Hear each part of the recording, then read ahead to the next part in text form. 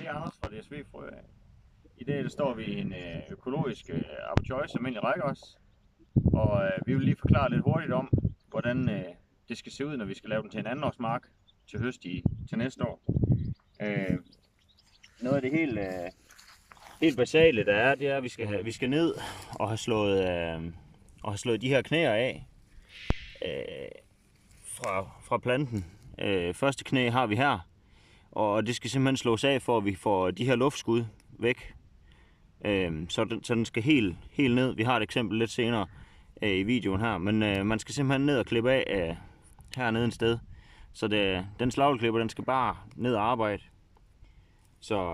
Og det er simpelthen for, at de her luftskud ikke sætter rødder ned, som bruger en masse energi, som vi egentlig ikke har brug for, og de laver ingen frø. Så herover har vi så et eksempel på, når vi har slået af, hvor langt vi egentlig skal ned.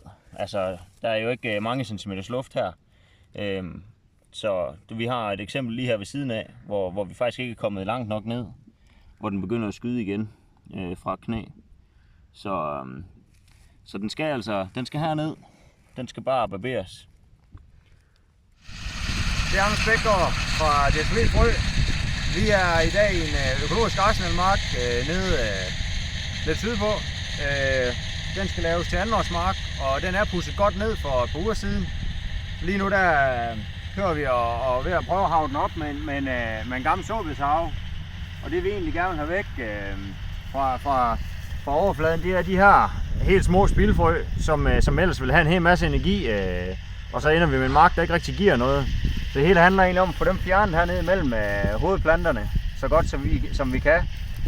Indtil videre starter vi lige med at give 2 omgange, altså på kryds med den her såbedshave. Så ser vi, hvordan det ender.